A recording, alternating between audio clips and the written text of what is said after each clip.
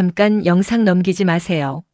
지금부터 제가 드릴 이야기는 단순한 고부 갈등 이야기가 아닙니다. 100만 원. 저는 그 돈을 손주 이름 하나에 썼습니다. 유명한 장명소를 찾아가 아이의 사주를 보고 5가지 기운을 맞추고 대를 이을 이름을 받아왔죠. 저는 그 이름을 가슴에 품고 아들 내외가 아이를 낳기만을 기다렸습니다. 그런데 출산 후 며칠이 지나서 가족단체 카카오톡 방에 올라온 사진 한 장이 저의 모든 것을 흔들어 놓았습니다. 출생신고서. 거기엔 대권이 아니라 준우라는 이름이 적혀 있었습니다. 제 허락도 없이, 상의도 없이, 그것도 제가 100만 원을 들여받아온 이름을 단 한마디 말도 없이 쓰레기통에 던져버린 것입니다. 그게 끝이 아니었습니다. 따지러 달려간 저에게 며느리가 한 말은 지금도 귀에 생생합니다. 아버님, 아이 인생은 부모가 결정하는 거예요. 그 순간 저는 제가 이 가정 안에서 얼마나 작은 존재가 되어버렸는지를 뼛속 깊이 느꼈습니다. 이 이야기를 끝까지 들어보시겠습니까? 영상을 끝까지 보시면 이 갈등이 단순히 이름 문제가 아니라는 것을 아시게 될 겁니다. 세대 간의 충돌, 가족 안에서의 권위와 존중, 그리고 현대 가정이 어디로 흘러가고 있는지에 대한 이야기입니다. 본격적인 이야기에 들어가기 전에 잠깐 부탁드릴 말씀이 있습니다. 저희 채널은 이처럼 실제 가정에서 일어나는 갈등과 이야기를 다루고 있습니다. 시어머니와 며느리, 시아버지와 며느리, 부모와 자식 사이에서 누구도 쉽게 꺼내지 못했던 이야기들, 그 이야기 속에 숨겨진 감정과 논리를 함께 풀어보는 채널입니다. 오늘 이 영상이 여러분의 마음에 어떤 감정을 불러일으켰다면, 혹은 이런 상황이 남의 일이 아닌 것 같다는 생각이 드셨다면 지금 이 순간 아래 구독 버튼과 좋아요를 눌러주세요. 채널 구독은 무료이고 좋아요 하나가 이런 이야기들이 더 많은 분들께 닿을 수 있게 해줍니다. 그리고 댓글로 여러분의 생각도 꼭 남겨주세요. 오늘 이야기 누구 편이신가요? 자, 그럼 이제 진짜 이야기를 시작하겠습니다. 저는 올해로 66입니다. 세 남매를 키우면서 지나온 세월이 어언 40년. 그 긴 세월 동안 저는 가장으로서 한 번도 제 자리를 내어준 적이 없었습니다. 새벽에 일어나 공장으로 나가고 밤늦게 퇴근해 아이들 얼굴 한 번 보고 잠드는 것이 제 일상이었죠. 먹고 사는 일이 먼저였으니까요. 아이들에게 따뜻한 말 한마디, 아버지다운 정 한 번 제대로 나눠주지 못한 채 세월은 흘러갔습니다. 그렇게 큰아들이 33이 되던 해 드디어 결혼을 했습니다. 며느리는 31살의 직장 여성이었습니다. 첫눈에 보기엔 다소 도도한 인상이었지만 똑 부러지고 자기 주관이 뚜렷한 아이였습니다. 솔직히 처음엔 그게 마음에 들었습니다. 아들이 좋아하는 사람이니 저도 마음을 열었죠. 결혼 초 며느리는 제법 예의 바르게 행동했습니다. 명절에는 빠짐없이 왔고 안부 전화도 곧잘 했습니다. 이 집안에 잘 들어왔구나 싶었죠. 그런데 결혼 2년이 지나도록 아이 소식이 없자 저는 조금씩 조급해지기 시작했습니다. 어른들 사이에선 그런 말들이 들려왔으니까요. 아이를 빨리 낳아야 한다는 둥, 요즘 젊은 것들이 아이를 안 낳으려 한다는 둥. 명절마다 말 한마디 잘못 건넸다가 며느리 눈치를 봐야 했죠. 그것이 제 마음에 조금씩 불씨를 심어가고 있었습니다. 그리고 결혼 3년이 되던 봄 아들에게서 전화가 왔습니다. 아버지, 아이 생겼어요. 그 말 한마디에 저는 한동안 말을 잇지 못했습니다. 전화기를 붙들고 그저 그래 하며 혼자 고개를 끄덕였죠. 눈시울이 뜨거워지는 게 느껴졌습니다. 나이 들어 감정이 무뎌진 줄 알았는데 그건 아니었던 모양입니다. 그날 밤 저는 아내와 마주 앉아 늦은 저녁을 먹으며 이런저런 이야기를 나눴습니다. 손주가 태어나면 무엇을 해줄지, 어떤 이름을 지어줄지. 그것이 시작이었습니다. 이름. 저는 이름이란 게 단순한 기호가 아니라고 생각합니다. 평생 불리며 그 사람의 정체성과 함께 걸어가는 것이 이름 아니겠습니까? 좋은 이름 하나가 사람의 운명을 바꾼다는 말을 저는 진심으로 믿어왔습니다. 제 이름도 제 형제들 이름도 모두 조부께서 직접 지어주셨고 저 역시 아들 셋의 이름을 오랜 고민 끝에 지었습니다. 그러니 손주 이름을 어찌 가볍게 볼 수 있겠습니까? 임신 소식을 들은 다음 날부터 저는 이름 공부를 시작했습니다. 도서관에서 장명에 관한 책을 빌려 읽었고 인터넷에서 사주와 오행의 관계를 찾아 읽었습니다. 하루 이틀이 아니라 거의 2달을 그렇게 보냈습니다. 하지만 제가 직접 짓기엔 한계가 있었습니다. 사주를 정확히 보려면 태어난 날짜와 시간까지 반영해야 한다고 하는데 그건 태어나 봐야 알 수 있으니까요. 그래서 저는 결심했습니다. 제대로 된 장명소를 찾아가겠다고. 지인을 통해 소개받은 그곳은 서울 종로구의 오래된 골목에 자리한 장명소였습니다. 30년 경력의 선생이 운영하는 곳이라고 했죠. 예약을 하고 찾아간 그곳은 작은 사무실이었지만 벽마다 옛 서체로 쓴 액자들이 걸려 있었고 묘한 기운이 느껴졌습니다. 선생은 제 이야기를 듣더니 고개를 끄덕이며 말했습니다. 손주 이름 제대로 한번 지어봅시다. 태어날 아이의 예상 생년월일, 부모의 사주, 집안의 학렬까지 꼼꼼히 물어보더니 한참을 들여다보고는 몇 가지 이름을 건네주었습니다. 그 중에서 선생이 가장 강하게 권한 이름이 바로 대권이었습니다. 이 이름은 화기와 목기가 균형을 이루면서 사주의 부족한 부분을 채워줍니다. 큰 권세를 누리고 많은 사람들 위에 서는 인물이 될 이름입니다. 3글자로 할 수도 있지만 2글자가 더 강합니다. 저는 그 설명을 들으며 온몸에 소름이 돋는 것 같았습니다. 비용을 물으니 100만 원이라 했습니다. 망설임 없이 카드를 내밀었습니다. 그게 아깝다고 느껴지지 않았으니까요. 손주의 평생이 걸린 이름인데 100만 원이 뭐가 대수겠습니까? 집으로 돌아오는 버스 안에서 저는 대권이라는 이름을 몇 번이고 속으로 불러봤습니다. 마음에 찼습니다. 당당하고 크고 멀리 울려 퍼지는 이름이었습니다. 그날 저녁 저는 아내에게 말했습니다. 손주 이름은 대권이야. 내가 직접 장명소 가서 받아왔어. 아내는 잠시 고개를 갸웃했지만 금방 웃으며 고개를 끄덕였습니다.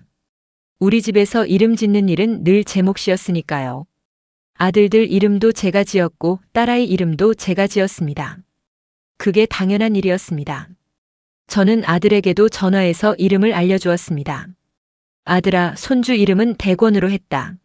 장명소에서 제대로 받아왔으니 그리 알아라. 전화 너머 아들은 아, 네. 하고 짧게 대답했습니다. 그때 그 대답이 조금 어색하게 들렸지만 저는 크게 신경 쓰지 않았습니다. 아들이야 원래 말이 적은 편이니까 당연히 딸을 줄 알았습니다. 그리고 몇 달을 기다렸습니다. 며느리 배가 불러올수록 저의 기대도 함께 부풀어 올랐습니다. 대권이. 나는 손주를 그렇게 불러보는 상상을 하루에도 수십 번 했습니다. 공원 벤치에 앉아 손주의 손을 잡고 대권아 이리 오너라 하고 부르는 모습을 그려봤죠. 그 꿈이 산산이 부서지는 데는 단 한 장의 사진이면 충분했습니다. 아이는 초봄에 태어났습니다. 새벽 2시가 넘은 시각 아들에게서 문자가 왔습니다. 아버지, 아들입니다. 산모와 아이 모두 건강합니다. 저는 그 문자를 받고 잠에서 깨 한동안 멍하니 앉아 있었습니다. 아내는 그새 울고 있더군요. 저도 눈이 뜨거워졌습니다. 아들이 아들을 낳았다는 사실이, 대를 이을 손주가 세상에 나왔다는 사실이 가슴을 꽉꽉 채워왔습니다. 다음 날 병원으로 달려갔습니다. 유리창 너머로 바라본 손주 녀석은 조그맣고 빨갛고 눈도 제대로 못 뜨고 있었지만 그렇게 예쁠 수가 없었습니다. 저는 유리에 손바닥을 대고 한참을 서 있었습니다. 대권아, 할아버지 왔다. 그 말이 입 밖으로 나왔을 때 주변 간호사들이 웃음을 참는 게 보였지만 저는 전혀 부끄럽지 않았습니다. 그게 아이의 이름이었으니까요. 퇴원 후에는 며느리 친정 어머니가 먼저 와서 산후조리를 도왔습니다. 저는 거리를 두며 눈치껏 기다렸습니다. 며느리가 조리를 마치고 안정되면 그때 가서 자주 보자고 생각했습니다. 그렇게 출산 후 일주일이 지났을 즈음이었습니다. 가족단체 카톡방. 거기에 아들이 사진 한 장을 올렸습니다. 처음엔 아이 사진인 줄 알고 빠르게 눌렀습니다. 그런데 그게 아이 사진이 아니라 문서 사진이었습니다. 주민등록에 관한 뭔가 공식적인 문서처럼 보였습니다. 저는 안경을 고쳐 쓰고 화면을 크게 키웠습니다. 출생신고서. 이름란에 적힌 2글자를 확인하는데 수초가 걸렸습니다. 준호. 저는 그 순간 눈이 멈췄습니다. 화면을 2번, 3번 다시 봤습니다. 혹시 제가 잘못 본 건 아닌가 싶어서. 아니면 다른 문서를 올린 건 아닌가 싶어서. 그런데 아무리 봐도 준우였습니다. 대권은 없었습니다. 처음엔 당황스러움이 왔습니다. 그 다음엔 황당함이 왔습니다. 그리고 그 다음엔 서서히 분노가 차올랐습니다. 저는 카톡창에 손가락을 올렸다 내렸다를 반복했습니다. 뭐라고 써야 할지 몰랐습니다. 당장 달려가고 싶었지만 아이 낳은 지 얼마 안 된 집이니 참아야 한다는 생각도 들었습니다. 그래서 일단 아들에게 전화를 했습니다. 야, 이게 뭐냐? 이름이 왜 준우냐? 아들은 잠시 침묵하더니 낮은 목소리로 말했습니다. 아버지, 저희가 의논해서 정한 거예요. 미리 말씀 못 드려서 죄송해요. 의논을? 나를 빼고. 내가 100만 원 들여서 장명소 가서 이름 받아온 거 알잖아. 그게 다 뭐야 그럼?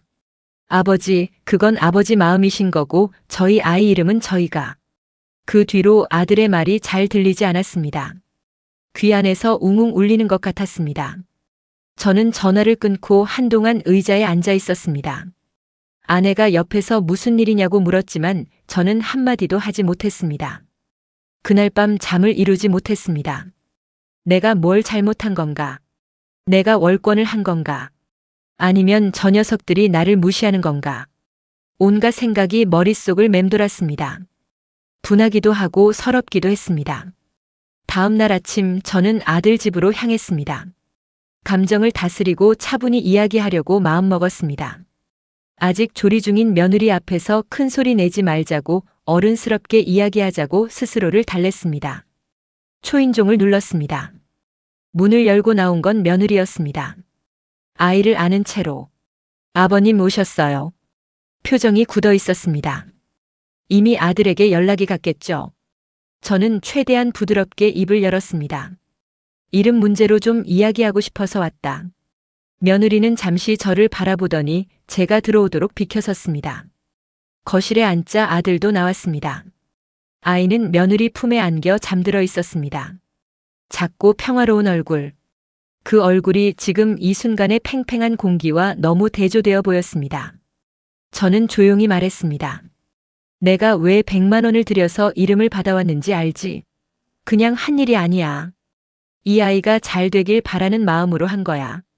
장명소 선생도 이 이름이 아이의 사주와 딱 맞는다고 했어. 좋은 이름이야. 잠시 침묵이 흘렀습니다. 그리고 며느리가 입을 열었습니다. 아버님, 저도 아버님 마음 이해해요. 손주를 위해서 하신 거잖아요. 근데요. 그는 말을 이어갔습니다. 아이 이름은 저희 부부가 결정하는 게 맞아요. 아이 인생은 부모가 책임지는 거잖아요. 이름은 평생 불릴 아이의 정체성인데 저희가 마음에 드는 걸로 하는 게 당연한 거 아닌가요? 이미 신고도 끝냈고요. 더 이상 이 문제로 말씀하시지 않았으면 좋겠어요. 말 한마디 한마디가 깔끔했습니다. 감정 없이 논리적으로 명확하게. 저는 할 말을 잃었습니다. 아들을 쳐다봤습니다. 아들은 시선을 피했습니다. 그러더니 조용히 말했습니다. 아버지, 준우가 부르기도 편하잖아요. 그 말에 저는 뭔가가 탁 끊어지는 느낌이 들었습니다. 아들도 며느리 편이었습니다. 2명 앞에 혼자 앉아 있는 기분이었습니다. 아무 말도 못하고 그냥 일어섰습니다. 알았다. 그 2마디만 남기고 나왔습니다. 버스를 타고 집으로 돌아오는 내내 창밖만 바라봤습니다. 봄볕이 따뜻했지만 저는 추웠습니다. 손 안에 쥐고 있던 게 사라져버린 것 같은 그런 허전함이었습니다. 집에 돌아와 아내에게 이야기했습니다. 아내는 한숨을 쉬더니 말했습니다. 당신이 너무 한 것도 아니고 며느리가 완전히 틀린 것도 아닌 것 같아. 근데 참 마음이 아프네. 그 말이 오히려 더 서러웠습니다. 그날 이후 우리 집안에는 이상한 공기가 흘렀습니다. 말은 오가되 감정은 막혀있는 그런 상태. 아들은 예전보다 연락이 뜸해졌고 며느리는 안부 전화를 거의 하지 않았습니다. 명절에는 왔지만 밥상 앞에 앉아 나누는 대화가 어색하고 짧았습니다. 저는 그 어색함의 중심에 이름이 있다는 걸 알고 있었습니다. 정확히 말하면 이름이 아니라 이름을 둘러싸고 드러난 생각의 차이가 중심에 있었습니다. 며느리는 이런 입장이었을 겁니다. 아이의 이름은 부모가 결정하는 것이다. 시아버지가 먼저 이름을 정해버리는 건 우리 가정의 결정권을 침해하는 것이다. 그리고 요즘 시대의 그런 관행은 맞지 않는다. 저는 이런 입장이었습니다. 손주 이름을 짓는 것은 집안 어른의 역할이다. 특히 아들 쪽 첫 손주라면 그것은 가문의 일이다. 내가 정성과 돈을 들여 준비한 것인데 아무런 상의 없이 무시당한 것은 단순히 이름의 문제가 아니라 나에 대한 예의의 문제다. 이 두 입장은 표면적으로는 이름 하나를 두고 싸우는 것처럼 보이지만 사실은 훨씬 깊은 곳에서 충돌하고 있었습니다. 가족 안에서 어른은 어디까지 관여할 수 있는가? 저는 이 질문을 며느리가 들어온 이후로 수도 없이 마주쳤습니다. 제가 당연하게 여기던 것들이 며느리에게는 하나하나 납득이 필요한 일이 되었습니다. 예를 들어봅시다. 명절에 차례를 지내는 방식. 저는 아버지에게 배운 방식대로 해왔습니다. 근데 며느리는 첫 명절부터 요즘은 이렇게 하는 집이 별로 없다고 했습니다. 제사 음식도 절하는 순서도 음식을 차리는 방식도 일일이 의문을 달았습니다. 저는 그걸 변화에 대한 저항이 아니라 가문의 방식을 지키려는 노력으로 했던 것들인데 말입니다. 또 있습니다.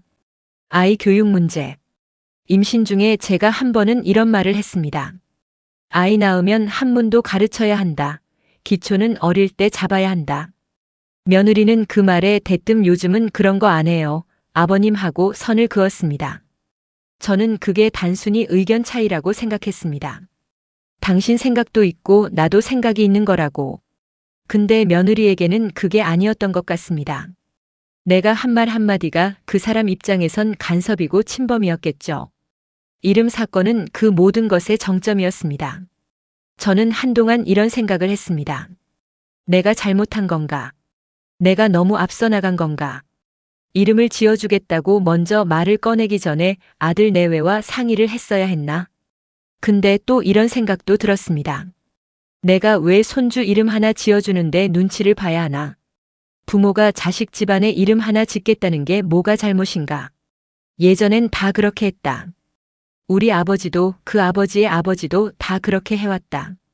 그 예전엔 다 그랬다는 생각이 문제였는지도 모릅니다. 어느 날 저는 오랜 친구를 만났습니다. 비슷한 나이의 친구인데 그 역시 손주를 가진 할아버지였습니다. 제 이야기를 들은 친구는 고개를 끄덕이며 말했습니다. 형, 나도 비슷한 일 있었어. 우리 며느리도 아이 돌잔치 장소를 내가 알아보겠다고 했더니 자기들이 알아서 한다고 하더라고. 처음엔 서운했는데 생각해보니까 그게 맞는 것 같기도 해. 이제 세상이 달라진 거야, 형.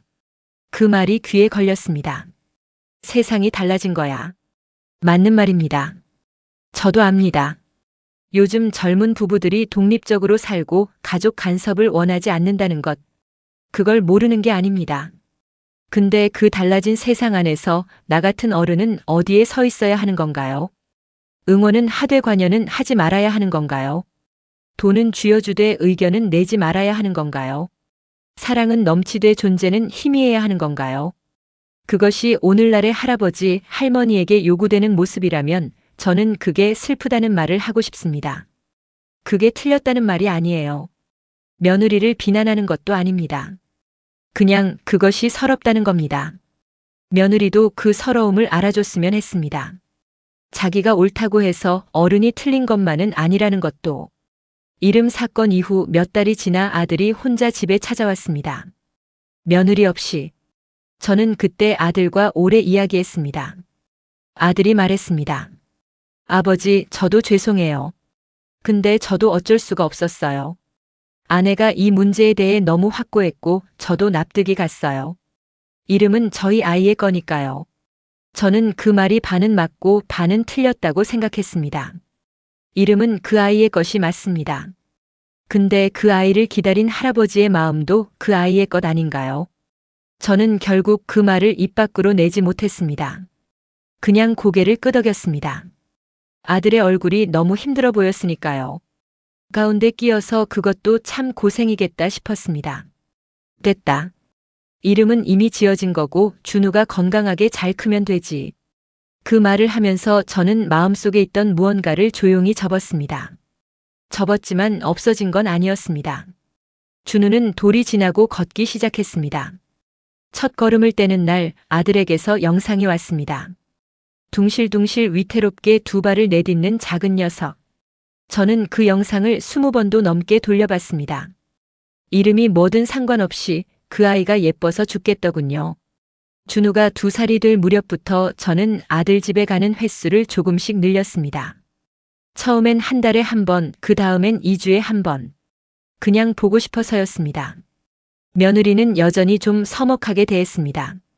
반기는 건지 불편한 건지 모를 표정으로 어서 오세요를 했고 커피를 내려주곤 자기 방으로 들어가 버리는 경우가 많았습니다. 저는 그게 섭섭하기도 했지만 어쩔 수 없다고 생각하며 준우와 노는 데 집중했습니다. 준우는 참 사람을 좋아하는 아이였습니다.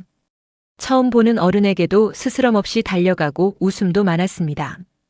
그 밝은 기운이 어디서 왔는지는 모르겠지만 저는 그 아이와 함께 있는 시간이 좋았습니다. 어느 날이었습니다. 준우가 저를 보더니 달려와서 2 팔을 벌렸습니다. 할부지. 그게 처음이었습니다. 저를 부른 게. 저는 그 아이를 받아 안으며 속으로 눈물이 날 것 같았습니다. 준우. 그래, 준우. 어때, 이름이? 그 순간 이름에 대한 제 마음이 조금 흔들렸습니다. 물론 그렇다고 해서 그 사건 자체가 괜찮아진 건 아니었습니다. 여전히 저는 그때 상의 없이 이름을 바꿔버린 것에 대해 서운함을 갖고 있었습니다. 그것은 이름의 문제가 아니라 과정의 문제였으니까요. 아이의 이름을 부모가 정하는 게 당연한 시대라는 건 인정합니다. 근데 그 과정에서 할아버지를 아예 배제한 것, 상의도 통보도 없이 진행한 것, 그리고 나중에 따지러 갔을 때 이미 끝났으니 더 이상 말하지 마세요라고 한 것. 그 태도가 문제였지 이름 자체가 문제는 아니었습니다. 저는 그걸 구분하는데 꽤 오랜 시간이 걸렸습니다. 사람은 상처를 받으면 쉽게 뒤섞어버립니다. 이름 때문에 화난 게 아니라 무시당한 느낌 때문에 화났다는 것을 알면서도 분노가 이름 쪽으로 향해버리는 거죠. 저도 그랬습니다. 한동안 준우라는 이름이 들릴 때마다 불편한 감정이 올라왔습니다. 이름이 나쁜 게 아닌데도요. 시간이 흘렀습니다. 준우가 3살이 됐을 때 저와 아내는 아이를 이틀 동안 맡아 키운 적이 있습니다. 며느리가 급히 일이 생겨서요. 그 이틀이 제 생각보다 훨씬 좋았습니다. 아이와 동네 공원에 나가 비둘기 쫓으며 놀고 저녁에 목욕시키고 아이 재우면서 동화책 읽어주고 준우는 할아버지 무릎을 베고 잠들었습니다. 그 밤 저는 오래 생각했습니다. 이 아이가 대권이어도 이렇게 예뻤을까?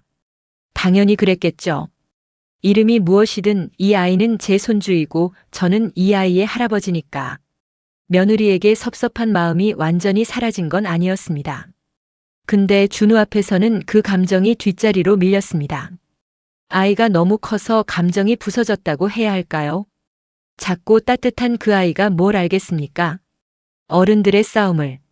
이듬해 설날이었습니다. 온 가족이 모인 자리에서 준우가 세배를 했습니다.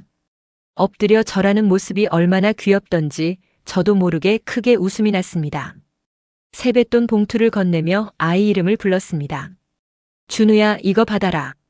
그게 제가 처음으로 자연스럽게 그 이름을 부른 순간이었습니다. 며느리가 그 장면을 보고 있었는지 나중에 설거지를 하다가 저에게 와 짧게 말했습니다. 아버님 감사해요. 그게 무엇에 대한 감사인지는 말하지 않았습니다. 저도 묻지 않았습니다. 그냥 짧은 눈빛이 오갔고 그것으로 충분했습니다. 모든 갈등이 해소된 건 아니었습니다. 우리 사이엔 여전히 풀지 않은 감정들이 있습니다. 그 이름 사건 외에도 크고 작은 것들이 쌓여 있습니다. 하지만 그날 잠깐 오간 눈빛은 뭔가 조금씩 달라질 수 있겠다는 신호처럼 느껴졌습니다. 이 이야기를 여기까지 하면서 저는 한 가지를 여러분께 분명히 말씀드리고 싶습니다. 저는 며느리를 나쁜 사람이라고 생각하지 않습니다. 처음엔 그렇게 느꼈습니다. 차갑고 무례하고 가족의 어른을 무시하는 사람이라고. 근데 시간이 지나면서 보이는 게 달라졌습니다. 그 사람은 그냥 다른 세대를 살고 있는 사람이었습니다. 저는 가장은 집안의 결정을 이끌어야 한다고 배웠습니다. 집안 어른의 말은 경청하고 존중해야 한다고 배웠습니다. 아이의 이름을 조부가 짓는 것이 당연한 집안에서 자랐습니다. 며느리는 부부의 결정권이 최우선이라고 배웠을 겁니다. 개인의 의사가 존중받아야 한다고 배웠을 겁니다. 어른이라고 해서 자녀 가정에 개입할 수 없다고 배웠을 겁니다. 어느 쪽이 더 맞는가라고 묻는다면 저는 그 질문 자체가 틀렸다고 생각합니다. 세상이 변했다는 말이 맞습니다. 하지만 변한 세상 안에서도 사람의 마음은 변하지 않습니다. 어른이 받고 싶은 존중, 부모가 아이에게 주고 싶은 사랑, 자녀 가정에 녹아들고 싶은 조부모의 간절함. 그것은 시대가 달라진다고 해서 사라지는 게 아닙니다. 그렇다면 우리는 어떻게 해야 할까요? 저는 이렇게 생각합니다. 어른들은 조금 더 물어봐야 합니다. 당연히 내가 할 일이라고 여기던 것도 먼저 의사를 묻는 게 필요합니다. 이름을 내가 지어줘도 될까? 라는 한마디. 그 한마디가 있었다면 이 사건은 이렇게 흘러가지 않았을 수도 있습니다. 저는 그걸 몰랐습니다. 물을 필요가 없다고 생각했으니까요. 그것이 저의 실수였습니다. 그리고 젊은 세대는 조금 더 설명해야 합니다. 저희가 결정할 거예요 라고 단호하게 말하기 전에 아버님 마음은 정말 감사한데 저희가 직접 정하고 싶어요 라고 말할 수 있었다면 어땠을까요? 그 한 줄의 차이가 어른의 마음을 얼마나 다르게 만들 수 있는지 젊은 세대는 잘 모릅니다. 거절도 할 수 있습니다. 경계도 그을 수 있습니다. 근데 그 방식이 차갑지 않아도 됩니다. 세대 갈등이라는 말이 요즘 참 많이 쓰입니다. 고부 갈등, 시어머니와 며느리, 아버지와 아들, 가족 안의 크고 작은 충돌들. 그것이 드라마에도 나오고 유튜브에도 나오고 뉴스에도 나옵니다. 근데 그 이야기들의 끝은 대부분 누가 잘못인가를 따집니다. 시어머니가 나쁘다, 며느리가 싸가지가 없다, 아들이 무능하다, 딸이 버릇이 없다. 저는 그런 결론이 아닐 수 있다고 생각합니다. 잘잘못을 따지는 게 아니라 서로의 다름을 이해하는 게 먼저가 아닐까요? 저는 지금도 100만 원이 아깝다고 생각할 때가 있습니다. 그리고 그보다 더 그 이름에 담았던 기대와 사랑이 받아들여지지 않았다는 그 사실이 아플 때가 있습니다. 하지만 동시에 이 경험이 제게 뭔가를 가르쳐 줬다는 것도 압니다. 어른이 된다는 것은 나이가 드는 것만이 아닙니다.